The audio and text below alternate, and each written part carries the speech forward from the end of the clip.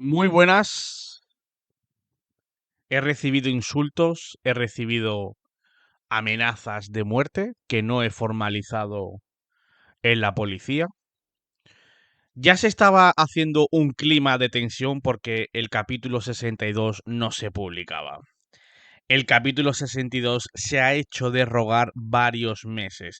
Te pido disculpas, ante todo, porque me he tenido que centrar en otras labores académicas más importantes y he tenido que posponer la realización del capítulo 62.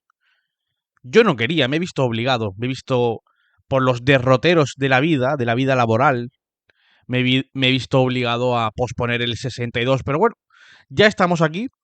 De hecho, creo que ha sido mucho más productivo haber pospuesto el capítulo 62 hasta ahora, hasta junio, que haberlo grabado en febrero cuando estaba proyectado. Creo que he madurado el contenido desde entonces. Si lo hubiera subido en febrero de 2025 de este año, creo que no te transmitiría todo lo que he ido aprendiendo acerca de este tema. Y creo que es mucho más beneficioso, productivo para ti y para mí que sea grabado ahora en 2025, en junio. Durante este tiempo he tenido la oportunidad de profundizar en el tema, por lo cual lo que te voy a traer hoy ya es algo que está presentado, presentable para el consumo cognitivo. Creo que si lo hubiera puesto en febrero hubiera sido algo que no estaba bien maduro. Ahora sí creo firmemente que este contenido del capítulo 62 te va a ser de tu agrado y creo que vas a romper con algunos mapas mentales que tienes sobre la reanimación cardiopulmonar, si me permites esa aventura, esa frase. Creo que voy a romper en tu cabeza algunos límites y algunas cajas sólidas que tú creías tener. Creo que con este capítulo 62 voy a dinamitar ciertas líneas que tú pensabas que eran infranqueables y que no se podían traspasar. Y creo que te voy a convencer en el plano científico para que consideres que quizás lo que estamos haciendo no es precisamente lo mejor que podríamos darle a nuestro paciente. Si estamos en suelo norteamericano o americano, seguramente en un soporte vital avanzado que te quieras apuntar, recurrirías a la American Heart Association. Seguramente te alistarías, te apuntarías a una formación y comenzarías el programa formativo de la American Heart Association. Si nos fuéramos a suelo europeo, estoy casi seguro que si necesitas afianzar académicamente el soporte vital básico, intermedio o avanzado, tengo plena confianza de que te apuntarías a un curso de soporte vital avanzado de la Europea, del Consejo Europeo de Resucitación, de la European Resuscitation Council, ¿no? Es como que tenemos que posicionarnos a favor de uno u otro, o más bien por el suelo geográfico donde vivimos y donde nos desarrollamos laboralmente. Si somos americanos, normalmente hacemos la AJA, y si somos europeos, está como que preconcebido que tengamos que hacer una formación de características, de programa formativo y de evidencia dentro del marco científico, del marco europeo. Esto parece que es así siempre, ¿no? A veces los japoneses sorprenden y hacen metodología de la AJA, está bien, pero generalmente si partimos la tarta en dos nos sale el componente americano y el componente europeo en cuanto a resucitación, en cuanto a reanimación cardiopulmonar, en cuanto a soporte vital básico, en cuanto a soporte vital avanzado. Y luego tenemos por encima una sociedad científica que vuela estratosféricamente, por decirlo así, a nivel de líneas y prescribe recomendaciones a nivel ya internacional y luego que cada sociedad científica la recoja y la haga suya. Te hablo del ILCOR, del International Liaison. Entonces tenemos como que un triángulo, una santa trinidad. Tenemos AJA, tenemos RC y luego tenemos estratosféricamente, tenemos el ILCOR. para agarrarnos académicamente, formativamente y a nivel asistencial para justificar nuestro desarrollo, nuestra presencia delante de una persona en paro cardíaco. Pero ¿hay algo más que no sea AJA o que no sea RC? ¿Puedo proyectar sobre la escena extrahospitalaria en urgencias o en UCI alguna forma de atender a la persona en parada cardíaca que no sea únicamente poner encima de la mesa el libro de la AJA y el libro de la RC?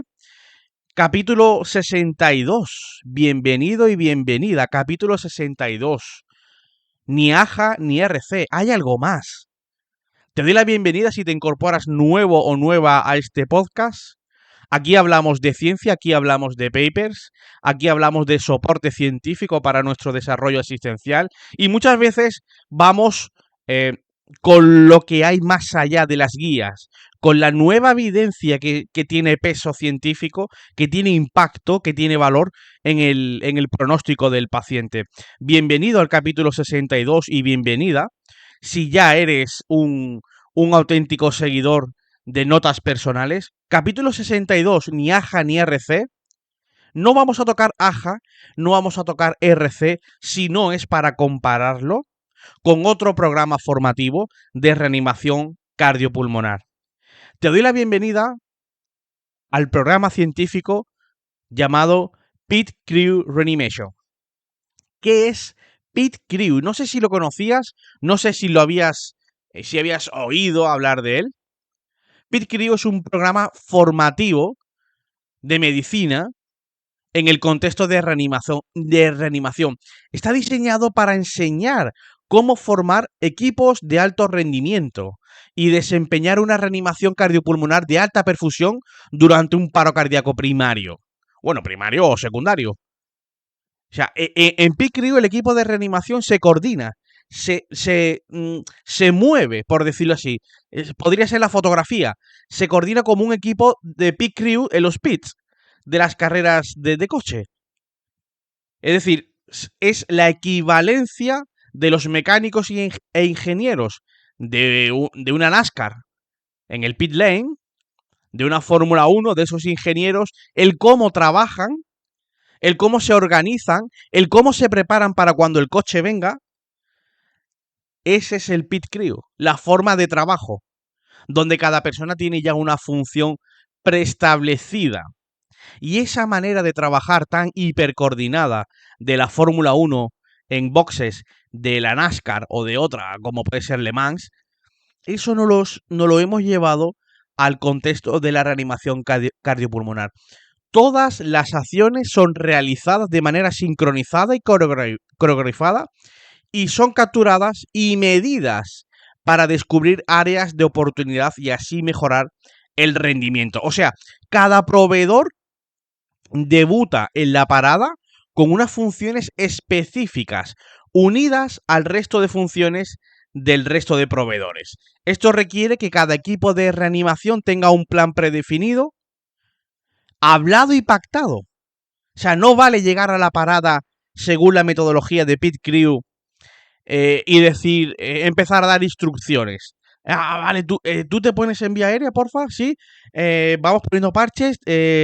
Fulanito, ¿te importa empezar con presiones? No, sino que ya cada proveedor sale de la base, inicia el turno sabiendo que si tienen que enfrentarse a una parada cardiorrespiratoria, ya sabe dónde tiene que ponerse. O sea, cada proveedor debuta en la parada con unas funciones específicas.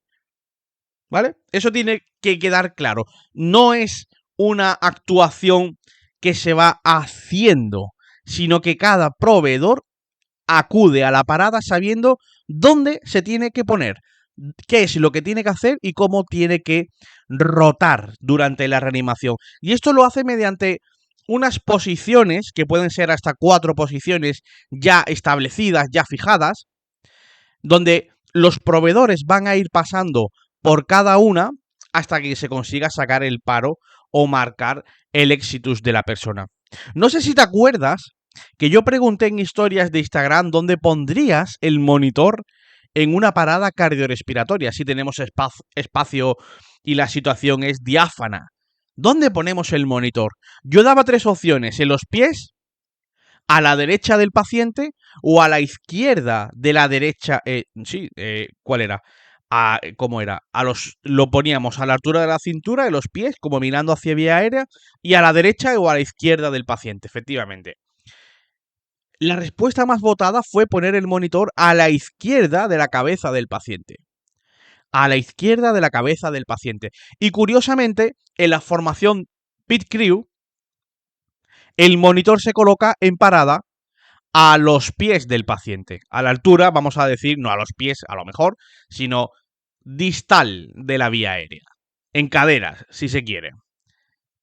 A ver, el monitor no tiene que ponerse exactamente a la altura de los maleolos del paciente, por decirlo así. Es el concepto de situarlo distal a la cadera para que todos los integrantes vean el ritmo. Y cargar la energía no lo hace el que está en vía aérea, como sí podría hacerlo alguien que esté en Europa. En el sistema Pit Crew hay una sola persona que está dedicada, de las 4 que podría haber, hay una sola persona que está dedicada, que se va a encargar expresamente del monitor. No hay que molestar al que está en la cabecera del paciente, porque ese cumple el rol de la vía aérea, ¿vale? ¿Dónde nace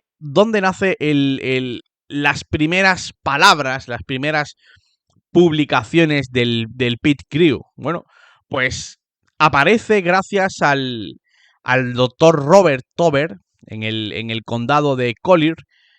Aparece este señor que es director médico del IEMS de Collier y diseñó un sistema en el cual cada persona de un equipo de emergencias en el campo tiene una tarea específica para responder a un paciente con paro cardíaco, de manera similar a como un equipo de boxes, te decía, en una carrera de la NASCAR.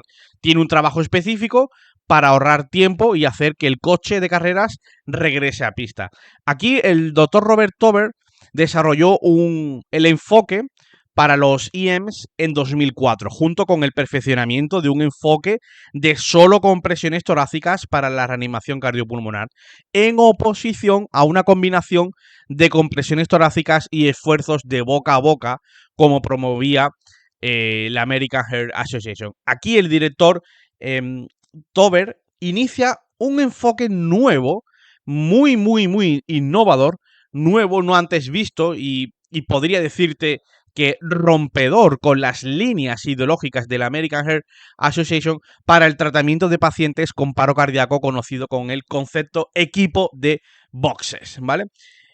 Damos tareas específicas antes de la parada, antes de asistir a la persona, damos unas instrucciones, como decía, damos una situación, una conciencia situacional, repartimos roles antes de la parada, antes de llegar a la escena, y si confirmamos que la persona está en parada, cada uno ya sabe qué es lo que tiene que hacer, ¿de acuerdo?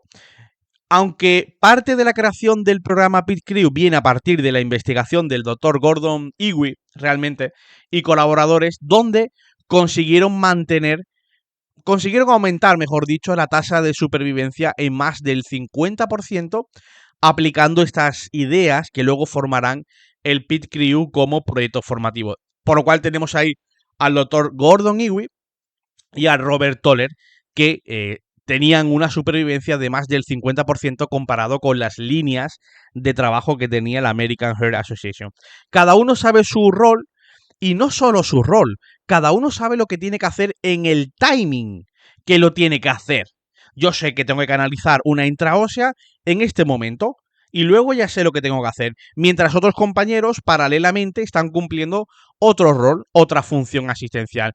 Todos y todas trabajando por el bien común del paciente. Realmente Pit Crew atiende la parada cardiorrespiratoria, pero no es aplicable, por ejemplo, a una parada cardiorrespiratoria de origen traumático, aunque la configuración, el metaparadigma del Pit Crew sí que nos serviría para posicionarnos delante de la persona que está en un paro cardíaco traumático. Es decir, el reparto de roles ya se sabe que sí que se puede potenciar, proyectar hacia otros modelos, hacia otros abordajes del paciente. Por ejemplo, si te hablo de un ABCD o de un XABCD, yo puedo utilizar la metodología, la sistemática de trabajo de Pete Crew y llevármela a esa exploración del paciente con valoración primaria. Hacer ese ABCD donde cada persona ya sabe que tiene que encargarse de, uno se va a encargar de la X, otro se va a encargar de la seguridad de la cena y otro se va a encargar de una exploración AB. Y cuando el de la X termine la X, se va a incorporar a complementar la valoración de la C de Charlie, del XABCD o del ABCD médico. Eso normalmente se produce cuando hay un team leader. En Pit Crew no hay un team leader como tal. No tiene por qué haberlo, sino que cada uno sabe sus funciones y se van coreografando alrededor del paciente.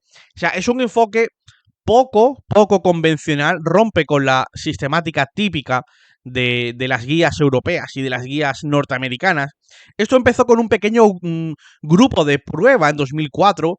Era como un estándar de atención refinado en todo el condado de Robert Tober y que incorporó un equipo especializado y una amplia formación.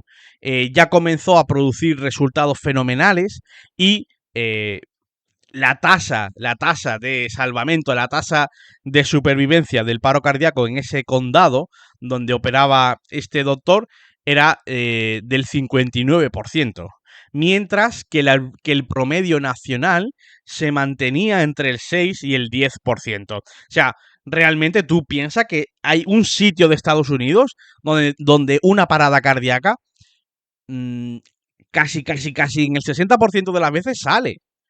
Y en el resto de los estados se mantiene entre el 6 y el 10%. Y hablamos de paradas con buena función neurológica alta. Es decir, algo le falta a la AJA y algo le falta a la RC. O sea, porque Pit Crew es un programa formativo de soporte vital avanzado, paralelo a la American Heart Association, paralelo y en otras ocasiones es disruptor, distinto y tangencial. Si has leído o has estudiado o aplicas las guías de AJA o de RC, por ejemplo, te darás cuenta que Pit Crew es en cierta medida disruptor. Podría ser incluso un complemento. Pit Crew podría ser un gran complemento a la American Heart Association o a la RC, pero sí que es cierto que muchas veces es un auténtico disruptor. Vamos de camino a una persona que está en parada cardiorrespiratoria. A nuestra llegada comprobamos la seguridad de la escena, confirmamos parada e iniciamos compresiones torácicas para acto seguido monitorizar con parches de terapia, ver qué ritmo tiene el paciente y decidir si estamos ante un ritmo desfibrilable o ante un ritmo no desfibrilable y actuar conforme al ritmo encontrado. ¿Estás de acuerdo conmigo? Que esto sería así tanto si eres americano como si eres europeo. Pues bien, si aplicamos Pit Crew conforme a la parada, no haríamos lo dicho anteriormente, sino que tras confirmar parada cardiorrespiratoria, iniciaríamos con 200 compresiones torácicas y luego comprobaríamos ritmo. 200 compresiones torácicas y luego miramos el ritmo. Y me preguntas, ¿por qué no mientras hacen las compresiones torácicas van poniendo los parches estilo guías AJA o estilo guías RC, ¿no? Como diría el algoritmo. Mete las compresiones necesarias hasta que se ponga un monitor desfibrilador, normalmente ya con parches de terapia. Porque esto no se hace así porque Pit Crew tiene una base fisiopatológica proveniente del modelo justificada en el modelo de paro cardíaco que publicó Weifeld en 2002. Yo ya he subido bastantes historias a historias, he subido diferentes cuñitas, ¿no?, científicas de Weifeld en historias de Instagram de Poseidon Nemo. Decía que Weifeld tiene 3 fases en un paro cardíaco: fase eléctrica, fase circulatoria y una fase metabólica. Si te dedicas y te apasiona la emergencia o la urgencia, creo que es fundamental que nos paremos a comentar las fases del paro cardíaco del modelo teórico de Weifeld, porque si no, considero que no se entiende el Pit Crew. De hecho, si no conoces el Weifeld, no creo que entiendas cómo funciona la parada cardiorrespiratoria. Vamos a un programa de soporte vital avanzado tipo AJA, tipo RC, tipo otras, y no nos explican el modelo de Weifeld. Y creo que es importante que el proveedor conozca qué es el modelo de Weifel, porque creo firmemente que conocer el modelo de Weifel es fundamental para luego correlacionar todas las medidas terapéuticas que se dan en el paro cardíaco. Y estoy seguro que si no lo sabías y escuchas la aplicación, vas a crecer en conocimientos, en visión y en enfoque de la parada cardíaca. Mira, la fase eléctrica es la que se produce en los primeros minutos del paro. Es donde aparecen las arritmias ventriculares típicas, como la taquicardia ventricular sin pulso, llámese taquicardia ventricular monomórfica, polimórfica, torsade, o la fibrilación ventricular. Fase eléctrica, focos ectópicos eléctricos. Estos ritmos suelen durar un máximo de 5 minutos. Es lo que dura la fibrilación ventricular. Y es cuando mejor hace efecto la energía eléctrica y las compresiones torácicas. Aquí no tiene sentido la adrenalina. No lo tiene, ninguno. Tiene sentido las compresiones y tiene sentido quitar de raíz la fibrilación ventricular con terapia eléctrica. Por eso se le da tanta importancia a la desfibrilación precoz en esta fase del paro. La fase eléctrica es típica verla en los servicios de urgencias donde tenemos seguramente al paciente monitorizado. Y la fibrilación ventricular debuta en el 80% de las muertes súbitas. Por eso me interesa en la fase eléctrica del paro cardíaco del modelo de Weifel aturullar la ciudad de reanimadores legos y de colocar desfibriladores semiautomáticos por toda la ciudad. Donde haya confluencia de personas va a haber alta probabilidad de un paro cardíaco. Si yo sé que el 80% de las muertes súbitas debutan con una fibrilación ventricular porque responden a la fase eléctrica del modelo de Weifel, me interesa hacer proveedores legos y desfibriladores semiautomáticos al alcance del lego, para que el lego elimine el foco ectópico ventricular con un desfibrilador y mantener la perfusión cerebral y coronaria con compresiones torácicas. Eso es la fase eléctrica de Weifel. ¿Pero qué le pasa al servicio de emergencias extrahospitalaria respecto a esta fase eléctrica del modelo de Weifel? Que es muy raro que el servicio de emergencias de extrahospitalaria llegue antes de 5 minutos a un paro cardíaco.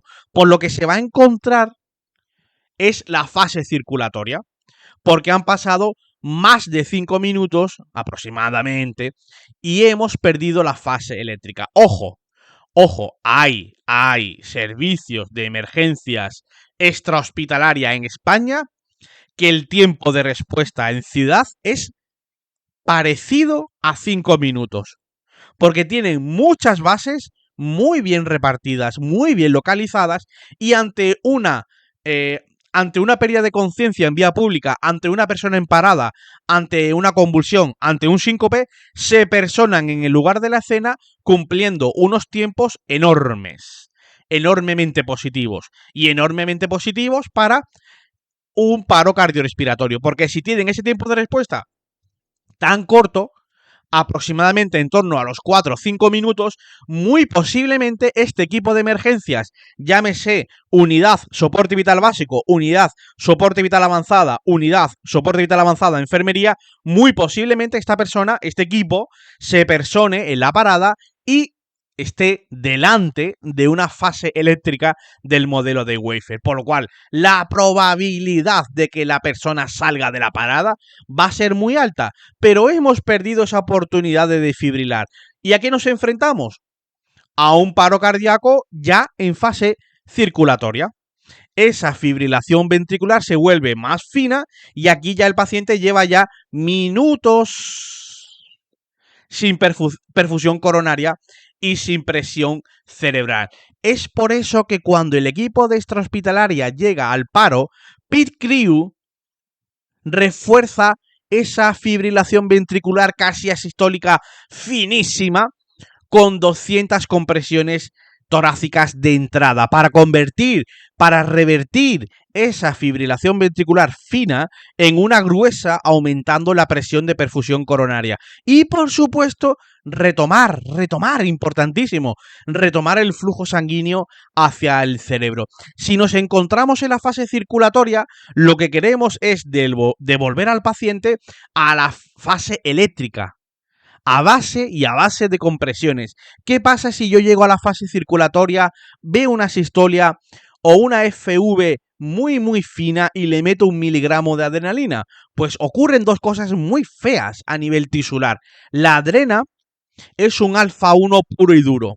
Alfa 1 mete explicar vasoconstricción aquí, de decir, si yo meto un alfa 1, yo lo que hago es daño isquémico miocárdico. Hago una ligera hipertensión pulmonar, la red vascular pulmonar en vasoconstricción, porque no, eso no va a permitir el intercambio gaseoso.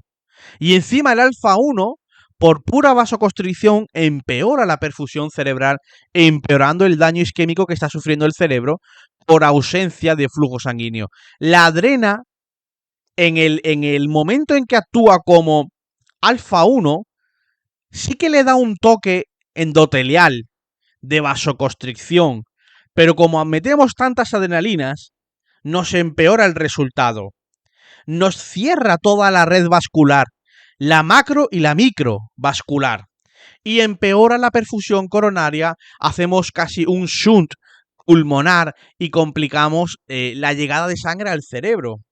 Entonces, la adrena no es que no ayude, es que también nos complica el pronóstico, por muy bien que estén hechas esas compresiones torácicas. Y como última fase del modelo de Weifel, tenemos la temida fase metabólica.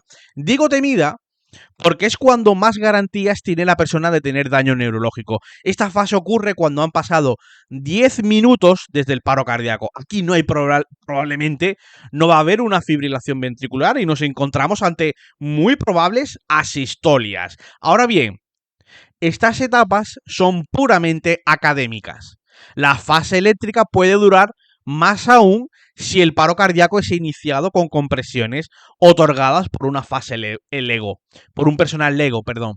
Digamos que alargamos la fase eléctrica, aumentamos la presión de perfusión coronaria, se mantiene más tiempo la fibrilación ventricular y, por supuesto, el cerebro no se da cuenta de que ha habido un paro cardíaco. Es por estas fases que se ensalza de sobremanera la importancia de las compresiones torácicas. De nada sirve llegar a un paro cardíaco con un tubo endotraqueal en una mano y en la otra mano ampollas de adrenalina. Hay que luchar.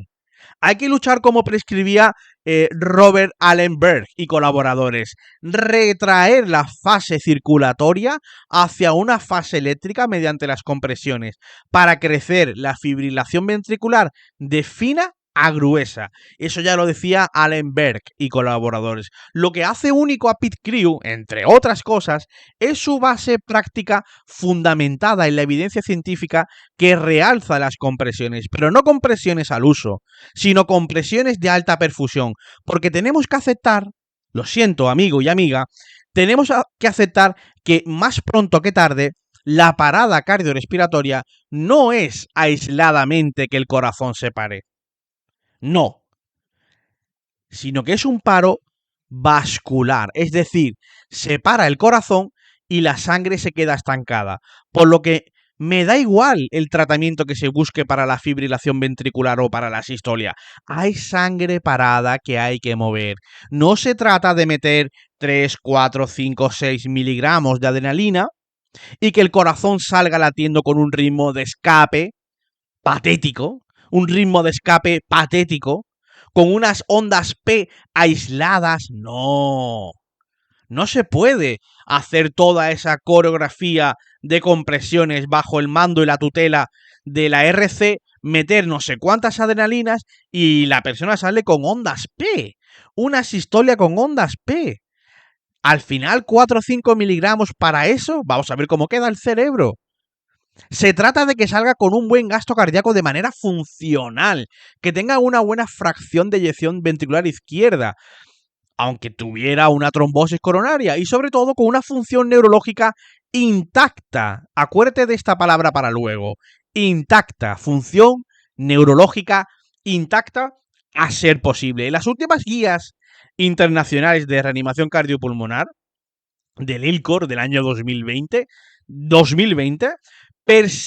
persistían con un concepto ya anacrónico, anacrónico, a la luz de los nuevos descubrimientos y de otros no tan nuevos. Me refiero al concepto de reanimación cardiopulmonar de alta calidad, que fue por primera vez publicado en las guías internacionales del año 2010, publicación en la cual se hizo referencia a que la reanimación cardiopulmonar, para que se considerara de alta calidad, debía cumplir con 5 criterios. 5 criterios que te han estado machacando en formaciones regladas y no regladas de soporte vital avanzado. La primera era comprimir el tórax rápido, es decir, de 100 a 120 compresiones en todos los grupos de edad. La segunda recomendación era comprimir fuerte. Es decir, de 5 a 6 centímetros de profundidad en el adulto, de 5 de profundidad en el niño y 4 de profundidad en el lactante de 1 mes a 1 año de edad, o bien 1/3 del diámetro antero-posterior del tórax en el grupo pediátrico. El tercer criterio de calidad era permitir el retroceso del tórax en cada compresión. El cuarto, no hiperventilar.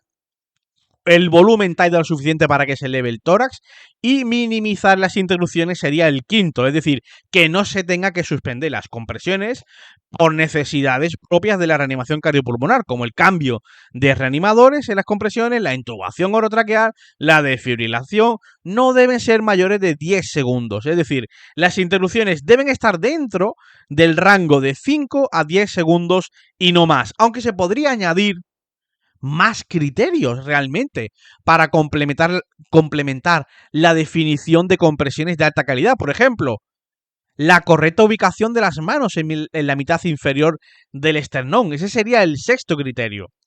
Aplicar RCP con la víctima en decúbito dorsal sobre una superficie plana y firme sería el séptimo, aunque esto se ha ido ya matizando en algunas guías. Posteriormente, las diferentes guías internacionales han ido informando de otros criterios que influyen de forma sustancial en la calidad de la reanimación cardiopulmonar, como es el hecho de que el reanimador que comprime el tórax debe ser relevado cada 2 minutos, cada 5 ciclos de 32 o cuando se canse. Que de no hacerlo, realmente estás complicando la perfusión coronaria y la perfusión cerebral. Ese sería el octavo. El noveno podría ser que contar con un dispositivo de retroalimentación en tiempo real para verificar la calidad de las compresiones. Esto no se hace.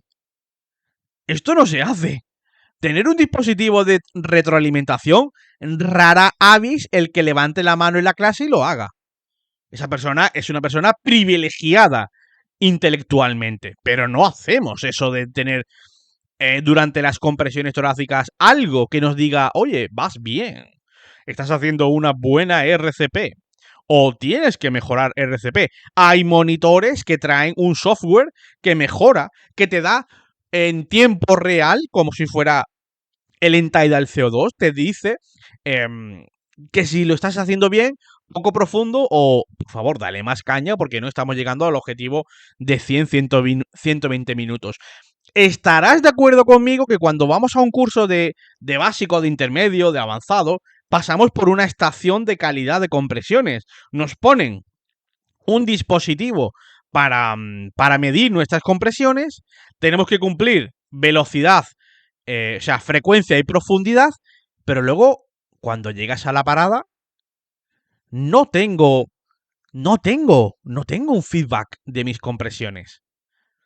El que es nuevo se siente inseguro y el que es mayor puede caer en el vicio de decir, yo esto ya lo sé hacer, y a lo mejor no está llegando. No es lo mismo una parada a las 9 de la mañana para los proveedores que a las 4 de la madrugada.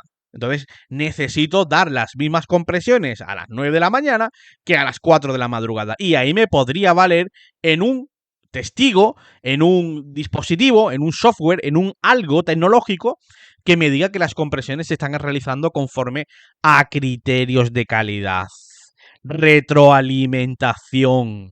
Décimo criterio, relacionado con la ventilación con bolsa mascarilla, que está claro que si quien se encarga de ventilar es solo un reanimador, la posibilidad de que esta acción sea incorrecta y con fugas es alta.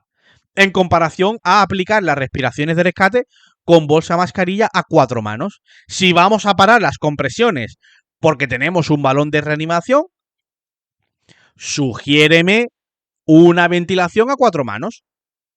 Uno hace el sellado y otro hace las ventilaciones, como se nos enseñó durante el COVID. ¿Para qué? Para asegurarnos de hacer una buena ventilación, ya que vamos a parar, al menos que sea productiva. Desde hace ya varios años se ha hecho hincapié en que la fracción de las compresiones en la RCP debe ser al menos debería ser de al menos el 60% del tiempo, lo ideal el 80% del tiempo. Es decir, si un esfuerzo de reanimación dura 10 minutos de tiempo en la escena, lo ideal sería que 8 minutos de esos 10 minutos se hubieran dedicado a comprimir el tórax. Es decir, tengo un porcentaje de pausas, de interrupciones mínimas. Pit Crew no marca el objetivo en el 60%, ni en el 80%. Lo marca en una fracción de tiempo del 90%. Si una parada dura 10 minutos, 9 hay compresiones torácicas. Luego entenderás los resultados neurológicos. Luego entenderás por qué Pit Crew te puede adelantar por la derecha sin proponérselo muy fuertemente. Las guías de reanimación de la AJA y las de RC han ido evolucionando, ¿no? Desde siempre sabemos que las guías van mejorando, puliendo. De hecho, las primeras compresiones dictaminadas por Keuwenhoven eran 60 compresiones. Hasta luego, 60 compresiones por minuto, quiero decir. Luego fueron 80, 100 por minuto. Luego se pautó 100 compresiones al minuto. ¿Por qué? Porque 100 es un número entero más fácil de recordar y actualmente nos ponen de meta entre 100 y 120 por minuto. 100 porque era más fácil de enseñar para los profesionales y para los legos. Y si hablamos de la profundidad, también ha ido sufriendo cambios. Al principio se hablaba de 4 o 5 centímetros y más tarde 5, no más de 6. Todo esto sobre profundidad y frecuencia que busca. ¿Qué busca? Tanta frecuencia y tanta profundidad a lo largo de la historia. Busca optimizar la presión de perfusión coronaria, que es el ítem hemodinámico a mejorar en el paro cardíaco. Si tuviéramos una línea arterial en el paciente, podríamos guiar las compresiones torácicas en base a la presión de perfusión coronaria y nos marcamos objetivos de presión diastólica de mínimo 30 milímetros de mercurio, ya que uno de los ítems del sistema de trabajo de Pit Crew es generar RCP cardiopulmonar guiada y cumpliendo objetivos fisiológicos, lo que se denomina RCP guiada por metas o de alta perfusión, donde hay un estudio súper interesante de Naim y colaboradores, donde se demostró que si la RCP estaba enfocada en mejorar la presión de perfusión, coronaria de 20 milímetros de mercurio y más de 100 compresiones por minuto durante la RCP de un ritmo desfibrilable, mejoraba la supervivencia a corto plazo. Aunque Naim hablaba de 20 milímetros de mercurio en cuanto a presión de perfusión coronaria, actualmente la presión de perfusión coronaria objetivo es de 30 milímetros de mercurio, ya que los autores como Kerr y colaboradores o Halperin demostraron que la presión de perfusión coronaria de 30 milímetros de mercurio mejoraba la hemodinámica en el paro, aumentaba las tasas de recuperación de pulso y mejoraba la función cardíaca en las horas posteriores al paro. Aunque fíjate que ya si nos vamos a los años 90, Paradis y colaboradores publicaron que conseguir presiones de perfusión coronaria entre 20 y 30 aumentaba la supervivencia en el paro cardíaco. 20-30 es una cifra que vamos a estar trabajando durante este capítulo, porque presión de perfusión coronaria durante el paro cardíaco es fundamental para recuperar el pulso. ¿Qué nos está enseñando Pit Crew en su argumentación de contenidos?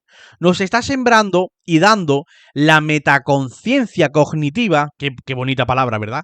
Metaconciencia cognitiva, me encanta, de que no podemos reanimar haciendo compresiones a ciegas, sin mayor autofeedback de cuánto más o cuánto menos estamos bajando el esternón, sino de realizar compresiones consiguiendo que estas compresiones lleguen a unos criterios de calidad fisiológica. Por lo que Pit Crew nos da dos metas dependiendo del paro cardíaco. Una meta fisiológica, o sea, dependiendo del paro cardíaco donde realmente se esté produciendo. No si es un paro cardíaco primario o secundario, sino depende de donde se esté realizando la reanimación.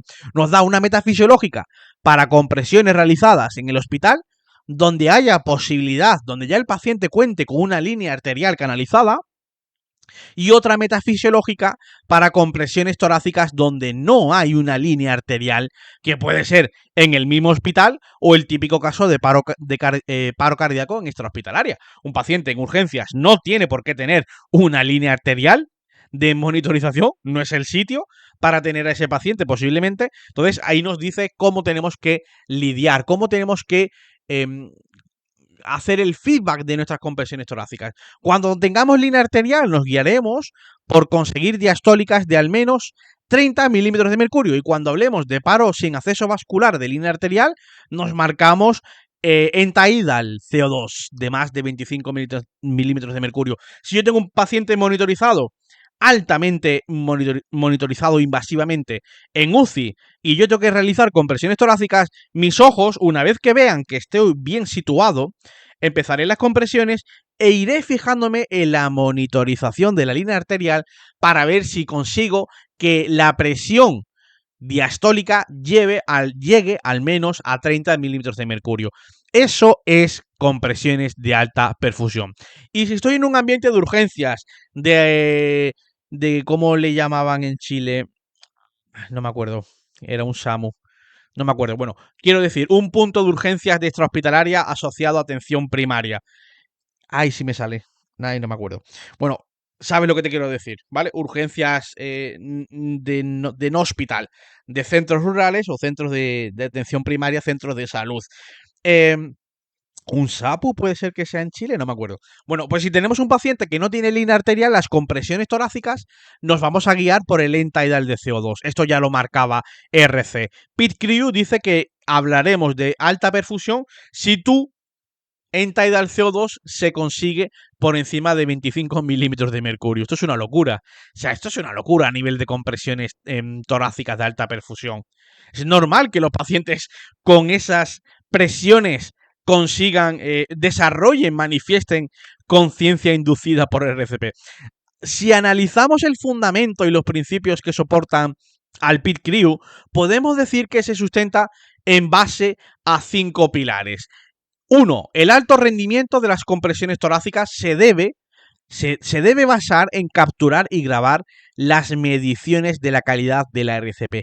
Esto, ya te digo, esto es, si alguien te levanta la mano y te dice que esa persona durante la RCP está teniendo retroalimentación y está grabando la RCP para ver si está llegando a los objetivos, esa persona es un privilegiado o privilegiada intelectualmente. Esa persona hay que ponerle una calle con su nombre. Porque de eso se trata, de saber si estoy haciendo una gran RCP. Compresiones continuas de alta perfusión.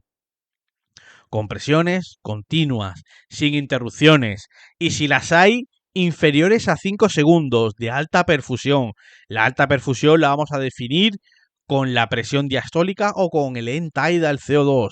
Se elimina el tercer pilar, se elimina cualquier interrupción de compresiones a menos de 5 segundos. Eso es poquísimo tiempo. Poquísimo tiempo. Cuarto punto. Cuarto pilar científico del Pete Crew. Desfibrilación oportuna cuando se presente una fibrilación ventricular. Oportuna. Oportuna. Que no precoz. Que no precoz. Es que cambia la palabra. Y cambia la palabra y cambia todo. Porque si tú hablas de RC o hablas de AJA, te dice desfibrilación precoz. Tal como llegues, ¡boom! Descarga. Ya.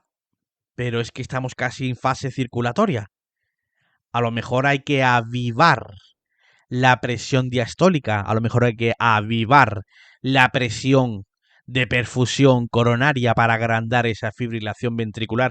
A lo mejor me interesa oportunamente desfibrilar cuando sea una FV moderada o gruesa y no cuando sea una FV fina. Por eso cuando Pit Crew Reanimation llega a la escena, no suelta una desfibrilación precoz, sino que sueltan 200 compresiones torácicas. Y luego vemos qué hemos hecho con esas compresiones torácicas. Hemos conseguido revertir la FV fina a una moderada o gruesa. Adelante. Ahora es oportuno desfibrilar, porque desfibrilar por desfibrilar no tiene sentido. No es tan sensible. Lo vamos a desarrollar, no te preocupes. Eso lo vamos a desarrollar en extensión. Y el quinto pilar científico por el que se sustenta Pit Crew es una ventilación controlada, una oxigenación controlada. Si vamos parte por parte, el rendimiento del equipo se consigue al estilo de paramédicos irlandeses, sacando un checklist y chequeando que se está haciendo las intervenciones oportunas y no se nos olvida ninguna. Si, por ejemplo, hay un proveedor que está manejando la vía aérea y se le olvida poner canógrafo, ahí estaría otro proveedor que le diría de dar un pasito más en la reanimación, de tal manera que el checklist da la garantía de que toda reanimación a nivel de equipo se lleva a su punto de máximo rendimiento. Si hablamos del rendimiento de las compresiones torácicas, aquí Pit Crew se apoya en lo que hemos dicho antes. Hay que buscar la manera de ver, de comprobar cómo de buenas son las compresiones torácicas. Y nos tenemos que buscar parámetros exhalatorios, hemodinámicos, para ver cuánto de fuerte o de pobre son las compresiones que estamos dando. A mí no me paga una marca de monitores, pero yo sé que Zoll, no recuerdo el software, quizás David Larrondo de nuestro podcast de Chile, Emergencias 24/7, quizás nos diga qué software concretamente tiene un modelo del Zoll que nos permite ver, creo que era el Time Review, no sé si era, no lo recuerdo, pero quizás David Larrondo nos pueda decir qué software del Zoll nos permite ver nuestras compresiones en tiempo real. Y esto sería una manera de entender el Pit Crew. No vale con hacer compresiones a ciegas, sino que hay que conocer en vivo y en directo cómo es nuestro desempeño. Debemos conocer el impacto de nuestras compresiones. Para asegurar la frecuencia de las compresiones, Pit Crew marca que durante la reanimación debe haber un metrónomo. Un metrónomo. ¿Quién pone un metrónomo en una parada? Yo sé que el LifePack 15 trae metrónomo, pero ¿la gente utiliza el metrónomo o considera que el metrónomo es carga cognitiva ambiental? Yo creo, bajo mi opinión, que los proveedores pensamos que el metrónomo no nos ayuda, sino que nos complica el concentrarnos en la reanimación. Y sin embargo, Pit Crew dice, pon el metrónomo a 110 compresiones por minuto. Para conocer el impacto que están teniendo nuestras compresiones, siempre debemos buscar parámetros fisiológicos. ¿Y cómo me aseguro de parámetros fisiológicos óptimos? Cuando a mí me cantan el ritmo. Yo sigo el ritmo, ni 100 ni 120, 110, estoy en la mitad, y con esos 110 guiados sonoramente voy a conseguir metas fisiológicas. Te prometo que luego te enseño papers. Te prometo que luego hay papers que demuestran esto. 110 compresiones por minuto, dice Pit Crew. De 100 a 120, dicen otras sociedades científicas, 110 por minuto, marca Pit Crew. ¿Ok? Entonces, si yo con 110 puedo conseguir una canografía igual o mayor de 25 milímetros de mercurio, tanto en intra como extrahospitalaria, estaremos haciendo unas buenas compresiones de alta perfusión. Si estamos en el hospital y disponemos de línea arterial y de un catéter venoso que me permite medir la presión venosa central, nuestras compresiones deben alcanzar una buena perfusión coronaria consiguiendo diastólicas mayores de 35 milímetros de mercurio. Es decir, que la persona que está haciendo compresiones en la UCI, en la unidad de cuidados intensivos, no está mirando la vía aérea, no está divagando mentalmente, sino que tiene un metrónomo que está escuchando la frecuencia, la velocidad a 110 y su mirada, ¿dónde está puesta? No en el compañero, no en el que va a cargar medicación, que también puede mirar, sino que su mirada tiene que estar puesta en la pantalla del monitor, viendo que la diastólica se va creciendo. Va creciendo conforme mejor son sus compresiones. Y si consigue una profundidad que le marca 40, 50, 55, 42, 51 de diastólica, esa es la mejor manera de hacer las compresiones de alta perfusión, guiadas por metrónomo. La mirada puesta en la pantalla. Me pongo, me recoloco la posición del esternón y empiezo mis compresiones con la mirada puesta en el monitor buscando la diastólica. Yo tengo que subir esa diastólica para que haya presión de perfusión coronaria. Ahora, si me pongo a hacer compresiones y estoy atenta a las conversaciones, a lo que van diciendo, y yo no tengo una retroalimentación fisiológica de lo que estoy haciendo, quizás esa compresión, y digo quizás esa compresión no sea de alta perfusión, como dice Pit Crew Reanimation. Pero claro, esto solo sería para el caso de un paciente en unidad de cuidados intensivos donde está altamente monitorizado a nivel hemodinámico. Si el paciente en paro cardíaco no se encuentra en la zona de UCI, entonces nos guiamos por la capnografía. A lo mejor estás diciendo, José, es lógico y normal que durante el soporte ventilatorio de una reanimación cardiopulmonar se conecte y se agregue el capnógrafo a la parada. Lo que parece normal y rutinario en tu experiencia vital y asistencial no lo es en otros mundos. Donde hay lugares donde no se tiene capnografía y donde muchos proveedores no saben leerla o directamente no tienen integrado ese componente durante la reanimación y no se acuerdan de ponerlo. Se acuerdan de poner parches de terapia, se ponen a hacer compresiones, pero la capnografía se les olvida. Entonces, bueno, la capnografía es un tema que sí que está muy ya extendido, pero hay que interiorizar esto todavía muchísimo más.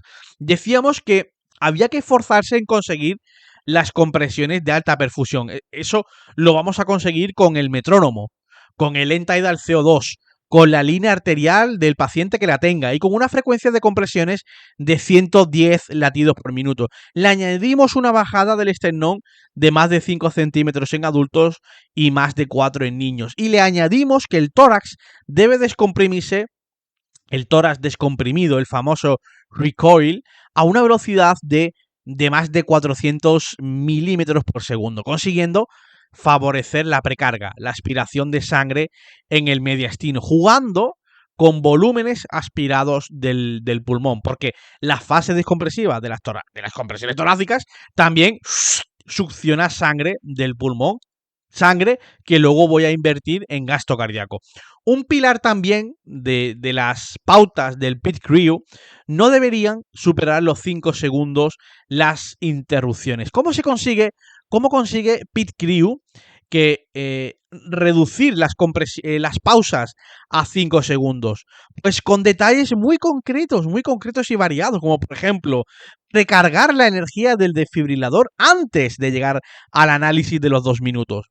Aunque esto ILCOR y RC no lo han incluido en guías por falta de evidencia acumulada, aunque sí que es cierto que los pocos estudios que hay, precargar la energía del monitor antes de llegar a los 2 minutos se asociaba con tiempos de pausas de las compresiones torácicas más cortos y más tiempos de fracción de compresiones, sobrepasando más del 80% del tiempo de parada. Es decir, yo reduzco mucho la pausa, llego a las 200 compresiones, ya tengo la energía cargada de antes, miro pantalla, FV, descargo, sigo, se acabó. Se acabó. ¿Qué hace RC? Hablo de RC, que es mi tutela, mi paradigma. Llegas a los 2 minutos, paras, miras ritmo, FV, ponte a cargar, porfa, retoma compresiones un poco, carga el monitor, la persona de compresiones tiene que parar, hay como 2 parones ahí, ¿no? Sin embargo, Pit Crew hace un único parón, lo concentra y lo condensa en una única pausa y consigue reducirla a menos de 5 segundos el retomar las compresiones. Si yo estoy mucho tiempo haciendo compresiones comparado con AJA o comparado con ERC, lo que estoy haciendo es que mi tiempo de compresiones es más del 80%. Por eso Pit Crew marca más del 90% es la fracción de tiempo de compresiones. Si yo tengo 10 minutos de parada, 9 minutos son dedicados a compresiones. El tiempo acumulado de pausas no me va a exceder de 1 minuto. Eso es magia.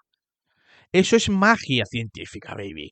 Eso es increíble a nivel de reanimación. Eso es que no pare la autoperfusión coronaria con las compresiones. Es que no para la perfusión cerebral. Es que es normal que esta gente de Pit Crew, con todo el cariño del mundo, es normal que cuando se ponen a trabajar con el modelo Pit Crew alrededor de una persona en parada, es normal, como van contando, que los pacientes sufren, entre comillas, bueno, sí, lo sufren, conciencia inducida por RCP. Es tanto el flujo sanguíneo cerebral que llega al tronco encefálico que los pacientes despiertan durante la parada. Es que eso no se consigue con otros sistemas de reanimación, porque hay mucho tiempo donde hay pausas. Y Pit Crew marca alta perfusión. Es un corazón que late tan casi fisiológicamente parecido. Es normal la conciencia inducida por RCP. Y algo que Pit Crew hace desde hace muchos años es enseñar a solo gastar tiempo en tomar el pulso carotidio solo si se ve una actividad eléctrica organizada en el monitor. Digamos que es entrenar el retomar rápidamente las compresiones. Separa las compresiones y ya hay alguien que está preparado para poner dedos en el seno carotidio, tal como aparezca un ritmo organizado al cesar las compresiones que siempre alteran el trazado electrocardiográfico en el monitor. Tienes a alguien para tomar el pulso si aparece una actividad eléctrica organizada, para darle nombre de actividad eléctrica con pulso, pero si aparece una FV, la energía de desfibrilación ya está precargada, por lo que solo habría que darle a la descarga. Es decir, paro compresiones y ahora pueden aparecer 3 caminos. Y los 3 caminos están súper vigilados, súper atados en corto. Primer camino, aparece una fibrilación ventricular. Solución, se dice descarga y se lanza la desfibrilación y se retoman las compresiones. Eso cuesta menos de 5 segundos. Para el segundo y tercer camino, vamos a tener a alguien para tomar el pulso si aparece actividad eléctrica. Lo que se está trabajando con esto es reducir el tiempo sin compresiones. No sé si te ha pasado o lo puedes visualizar retrospectivamente. En una parada, cuando aparece ritmo eléctrico organizado, alguien siempre dice el tipo de ritmo que ve y la frase, mira a ver si tiene pulso.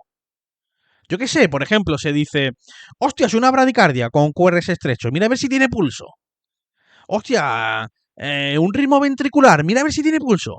Y ahora ponte a buscar el seno carotidio y ponte a buscar si tiene pulso. Digamos que la actividad eléctrica nos coge siempre fuera de escena cuando aparece en pantalla. Sin embargo, esto en Pit Crew no pasa. Esto no pasa.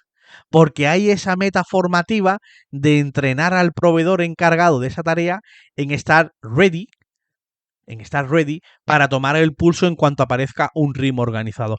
A mí esto de estar con los dedos cerca de la carótida para tomar el pulso, estar conscientes de esa tarea que se viene tras los 2 minutos de RCP, me parece formidable e increíble, porque es alto rendimiento de equipo, buscando siempre reducir el tiempo sin compresiones y aumentando la fracción de compresiones, fracción de tiempo de compresiones, el tiempo de compresiones que dura la parada mayor del 80%, aunque ya te digo y te vengo diciendo que Pit Crew marca como objetivo el tiempo de compresiones sea al menos del 90%, es decir, 10 minutos de parada, 9 minutos tiene que haber compresiones. Lo digo, lo machaco y lo repito, porque luego te va a chirriar esta información en tu próxima parada, donde vas a ver que no se acerca a los tiempos del 90% de Pit Crew. Va a haber paradas, va a haber comprobaciones, va a haber detenciones, y eso no es RCP de alta perfusión.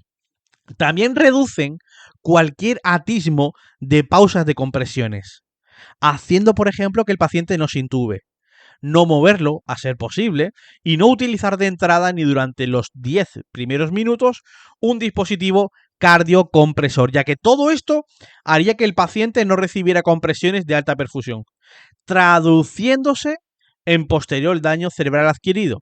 Lo de no usar cardiocompresor viene perfecto y en consonancia con las últimas guías de ILCOR, que no recomendaba las compresiones torácicas mediadas por cardiocompresor, ya que estos no han demostrado mayor supervivencia ni mejores outcomes neurológicos que las compresiones torácicas manuales. Y esto, señoras y señores, de Pit Crew es de casi 2013. Y ahora en 2025 ILCOR dice no vemos suficientemente positivo meter cardiocompresor. Y Pit Crew Reanimation ya en 2013, perdón si me equivoco en la fecha aproximadamente, hablo de memoria, mirando a la pared, Pit Crew ya en esa época decía, durante los primeros 10 minutos, a muerte con las compresiones de alta perfusión. A muerte. Nadie ponga un cardiocompresor. No paremos de comprimir. Señores, conciencia inducida por RCP. Conciencia inducida por RCP. Es increíble. Es increíble lo que consigue. No pongan cardiocompresor en los primeros 10 minutos. 2013, 2012, cuando se estaba elaborando el esquema formativo de Pit Crew. 2025 dice ILCOR, bueno, no tengo suficiente evidencia para recomendar cardiocompresores. No mejoran la supervivencia como creíamos. No entren con cardiocompresor. Entren con compresiones torácicas. Y Pit Crew, incluso si son 2 personas, 2 proveedores, entran con compresiones torácicas retroalimentadas. Compresiones torácicas retroalimentadas para cumplir objetivos fisiológicos. Y no le dan importancia tanta a la oxigenación si el paro es primario. No hay esa prisa por hacer un control de la vía aérea, una oxigenación de la vía aérea. Te lo iré comentando más adelante. Aquí hablamos de compresiones de alta perfusión. I only speak high perfusion chest compression. El cuarto pilar en el que se sustenta Pit Crew no es la desfibrilación precoz, al igual que AJA, ORC o ILCOR.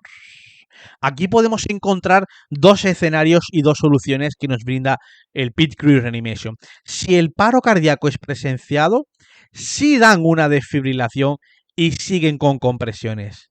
No hacen la triple descarga secuencial que sí hacemos en Europa. Ojo, hago un asterisco, hago un aparte.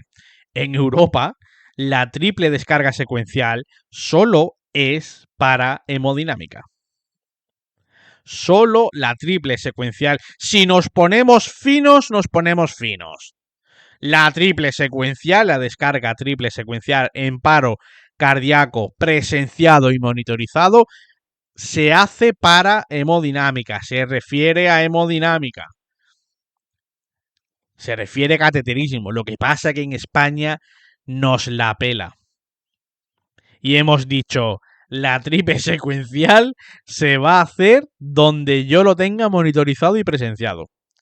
Y te ves haciendo triples secuenciales en ambulancias, en urgencias, en unidades que no son de UCI, o en UCI incluso, pero realmente, si nos vamos literalmente a las guías anglosajonas de RC, habla de hemodinámica. No, en España lo hemos cogido y lo hemos extendido a todo. Bueno, es que la traducción del inglés al español, tal y cual, pero realmente se refieren a hemodinámica, ¿vale?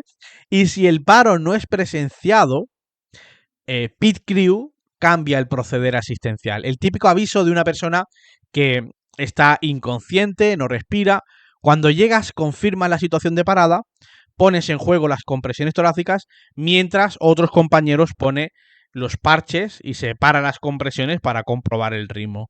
Si es ritmo desfibrilable, según RC tocaría una descarga de al menos 150 julios y retomamos las compresiones hasta dentro de 2 minutos para reevaluar. Esto ha de sonarte si conoces la metodología de RC. Pero, ¿qué hace Pit Crew cuando una ambulancia se cruza varios distritos y llega a una parada no presenciada? Le pone los parches rápidamente y le sueltan 150 julios si está fibrilando, ¿no? Es lo que se suele hacer, ¿no? Llegas, te cruzas la ciudad, confirmas parada, la escena es segura, compresiones y cagando leches se ponen los parches. Oye, mira, estás fibrilando.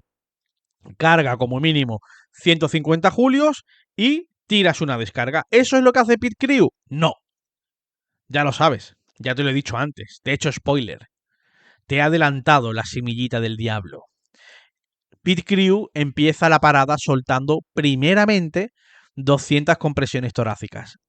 Sí, se ponen los parches, pero no se ponen para una comprobación inmediata cuanto antes del ritmo, sino que aunque se pongan, las 200 compresiones han de hacerse sí o sí, como paso innegociable para ver el ritmo. 200 compresiones torácicas como tarjeta de presentación del equipo de emergencias Pit Crew en la parada cardiorrespiratoria. Y dirás, ¿por qué 200 compresiones si lo que prima es desfibrilar? Por las citadas fases del paro cardíaco descrita por Weifel. Aquí ahora retomamos Weifel, porque cuando un equipo de emergencias llega a la escena de una persona en paro cardíaco, no lo va a hacer en menos de 5 minutos. Es que ni Noruega llega antes de 5 minutos, y más si es un paro cardíaco rural. Si unimos las fases del paro cardíaco descritas por Weifel en relación al tiempo de llegada de un equipo a una persona en parada, nos vamos a ver que la persona se va a encontrar en la fase circulatoria, donde la fibrilación ventricular va a ser muy fina, muy fina, muy fina y quizás poco respondedora y sensible a la desfibrilación. Esa fibrilación ventricular fina que dices, yo no sé si eso es fina o es asistolia, incluso si me lo permites me gustaría imprimir una tira de ritmo para ver si es una FV fina o una asistolia. Dices, ¿qué dicen las guías europeas de reanimación cardiopulmonar sobre la fibrilación ventricular fina? Te dice, descarga, desfibrila. Desfibrila esa fibrilación fina que se parece a asistolia. O al revés, una asistolia que parece una FV fina, te dice RC, descargue usted, desfibrile. Sin embargo, Pit Crew, cuando trabaja en la escena y llega a un paro cardíaco, sabe que por el tiempo de arribo en la escena se va a encontrar, como decía antes, en fase circulatoria. ¿Cómo juega aquí Pit Crew en la FV fina? ¿Cómo juega Pit Crew en la fibrilación ventricular fina? Compresiones. Nada de adrenalina, nada de intubar, nada de eso. Compresiones. Dijimos que el paro cardíaco es un paro vascular. Más aún si jugamos en la fase 2 de 3, según la doctrina de Weifel. Estamos en una fase circulatoria. No interesa intubar al paciente. Interesa la perfusión, la presión de perfusión coronaria. Interesa las compresiones y no la desfibrilación precoz, sino la desfibrilación oportuna. Pues entonces, compresiones, 200 compresiones torácicas, que el cerebro no se dé cuenta del paro, se confirma la parada y se dan 200 compresiones. ¿Qué estamos haciendo sobre esas compresiones? Además de prevenir el daño cerebral adquirido, estamos trabajando en la presión de perfusión coronaria. Estamos incidiendo en que se reactive la presión diastólica. Nos interesa que la presión de perfusión coronaria sea grande, alcanzando los 30-35 milímetros de mercurio. Recuerda ese proveedor en unidad de cuidados intensivos mirando la pantalla y haciendo compresiones, buscando la diastólica que suba. ¿Y qué le va a pasar a la fibrilación ventricular cuando aumente la perfusión coronaria? Pues que la fibrilación ventricular crecerá en voltaje. La fibrilación ventricular se hará más gruesa. La fibrilación ventricular volverá, retrocederá hacia atrás y se parecerá a una fibrilación ventricular como la que inició el paro. Y ojo, que de esto hay evidencia científica. Que tú puedes coger a un paciente en fase circulatoria, y yo lo he subido a Instagram, a historias, coges una fibrilación ventricular fina, te pones a hacer compresiones sin adrenalina y sin intubar ni nada, y la fibrilación ventricular a los 5 minutos ha crecido en voltaje, positivo o negativo. Está mucho más eléctrico el corazón. Retrotraemos el corazón de la FV fina a la FV moderada o gruesa. ¡Qué bonito! ¡Qué bonito! Ese paper que yo subí a Historia era una pista del tema que íbamos a tratar hoy, el pit crew. He ido soltando pequeñas bombitas, pequeñas perlas, pequeñas papitas, como dicen en Chile. Perlas científicas, para que fueras viendo lo que íbamos a tratar hoy. Una FV fina en fase circulatoria se puede retrotraer a una FV moderada y gruesa. Y ahora sí es sensible a la desfibrilación. Ahora sí que toca una desfibrilación oportuna, porque he aumentado el Kraken. Ha crecido la bestia, ha crecido la fase eléctrica, he retrotraído de fase circulatoria a fase eléctrica del modelo de Weifel. Alimentamos, realmente alimentamos, nutrimos con glucosa y oxígeno al miocardio con las compresiones y engrandecemos la fibrilación ventricular. Ahora sí que va a ser más sensible. Esto sin usar adrenalina. Sacamos el paro adelante sin usar adrenalina. En otro escenario, donde los proveedores no usen el modelo Pit Crew, por ejemplo, los europeos, llegan a una persona en parada, ven una FV fina y sueltan una descarga y el miocardio no responde. Lo dice la evidencia, la fibrilación ventricular fina responde fatal a la descarga eléctrica, responde no tan bien como la fibrilación ventricular gruesa. O si ese equipo de emergencias llega a la escena y se encuentra una persona en asistolia aproximadamente a los 8 o 9 minutos del paro, ¿qué tocaría por algoritmo de ritmo no desfibrilable? Tocaría meter 1 miligramo de adrenalina por vía endovenosa o intraósea, ¿no? Te pregunto, ¿tiene sentido meter 1 miligramo ahora en fase circulatoria? No, no tiene sentido. Si no conoces otra cosa que RC, dices, sí, tiene sentido. Tú imagínate ese proveedor, ese equipo, llega a una parada y está en una FV fina y dice, a mí esto me parece una sistolia, métele 1 miligramo de adrenalina. Estamos en fase circulatoria del modelo de Weifel. No hay presión de perfusión coronaria, no hay nada de intercambio gaseoso apenas en los alveolos y no hay ni flujo ni perfusión cerebral. Y vamos y metemos un alfa 1, la adrena, que también es beta. Pero céntrate en el alfa 1. Alfa 1, vasoconstricción pulmonar, dificultando la ida y venida de la sangre pulmonar desde el corazón. Vasoconstricción coronaria y vasoconstricción cerebral. Es decir, metemos en casi una isquemia provocando un estado hipertensivo en estos órganos diana durante el paro. Si ya cuesta la perfusión en estado de parada con las compresiones torácicas, más lo complicamos si agregamos vasoconstricción capilar, pulmonar y vasoconstricción cerebral. Ahora luchamos para que el flujo sanguíneo cerebral sea adecuado en situación de vasoconstricción. Antes no había tono vascular, vale, lo entiendo. Y lo acepto. Pero con tanta dosis de adrenalina me voy a complicar. O sea, es como si el paciente hubiera tenido una hemorragia por un estado de emergencia hipertensiva, con la supervasoconstricción de la adrenalina. Y si nos vamos a la pared alveolar, ¿esta estaría bien delgada y permitirá el intercambio gaseoso? No. ¿Qué ha hecho tu adrenalina? Habrá hecho un shunt genérico por todo el campo vasculopulmonar. Pulmones, saco y alveolos que a priori son ventilables, pero la zona de contacto vasculocapilar,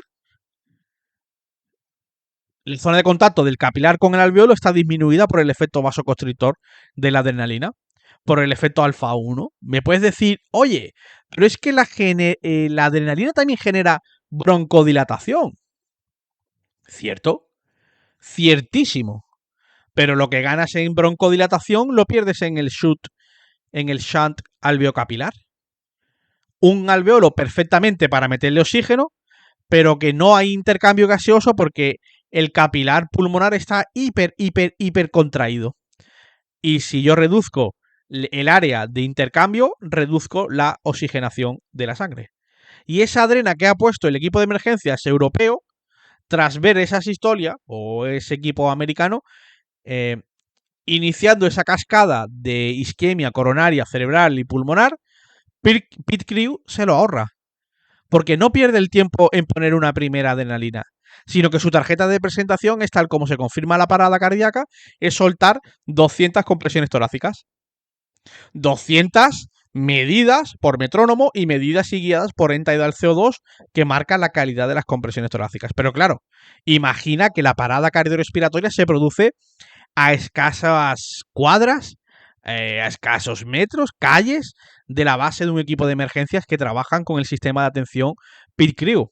Igualmente llegarán y darán 200 compresiones torácicas, habiendo muy seguramente una fibrilación ventricular de fondo. Es decir, estamos en la fase eléctrica del modelo de Weiffel y gracias a esas compresiones, gracias a esas 200 compresiones, no decae la fibrilación ventricular, se mantiene, incluso se agranda, siendo más sensible, más vulnerable a salir tras la descarga tras las 200 compresiones. Ojo, cambia mucho, porque si te quedas solamente con el modelo de Pit Crew, con el modelo RC o el modelo de AJA, cambia el chip de desfibrilación precoz. Cuando lees Pit Crew y lo estudias, dices, ojo, que quizás no es desfibrilación precoz. Quizás lo más interesante sea desfibrilación oportuna. Y encima se pierde poquísimo tiempo en el análisis, porque la energía está precargada antes de llegar a las 200 compresiones. Hay un operador, un proveedor, que conforme se acercan a las 200 compresiones, el operador del monitor ya lo carga. Carga la energía y al llegar a la compresión 200, se para, se mira monitor y se desfibrila. Todo el mundo está sin tocar, en zona segura, y se descargan los julios pertinentes y se retoma de nuevo las compresiones. Esto de precargar la energía, ILCOR en las últimas referencias no lo recomienda. Sin embargo, es un punto fortísimo de la doctrina de Pit Crew. ¿Para qué? Para reducir el tiempo de pausas, para aumentar la fracción de tiempo de compresiones en la parada más del 90%, para que no decaiga la presión diastólica, para que no decaiga la presión de perfusión coronaria y cerebral. Esto es RCP de alta perfusión. Aquí ERC tiene que aprender y AJA tiene que aprender de lo que es la alta perfusión. Porque este sistema de trabajo, luego te traeré papers y habrá que tomar una decisión, científicamente hablando. Porque los papers, wow, hacen daño. Ahora tocaría el quinto pilar científico en el que se sustenta científicamente Pit Crew. Luego veremos el soporte vital avanzado y te comentaré si hay evidencia a favor o en contra de Pit Crew con los resultados de parada donde trabaje Pit Crew. Pero eso no será ahora, será en la segunda parte de este capítulo que se llama Ni AJA ni RC. Segunda parte del capítulo subiré próximamente en estos días. Mientras tanto puedes ir escuchando este capítulo. Creo que va a salir 1 hora y 20 y pico, seguramente. Y yo creo que es mucho más productivo que primero veas esta primera parte del capítulo 62 y cuando lo tengas bien escuchadito, nos vamos a la parte número 2 de este capítulo y vamos a ver el soporte vital avanzado que nos marca Pit Crew, que nada tiene que ver, ya te digo, con la proyección que hace RC, los europeos, o que hace la American Heart Association. Pit Crew Reanimation, completamente diferente a lo que hemos visto hasta ahora, de RC y de AJA. Parte 2 próximamente. Nos vemos pronto. Un abrazo.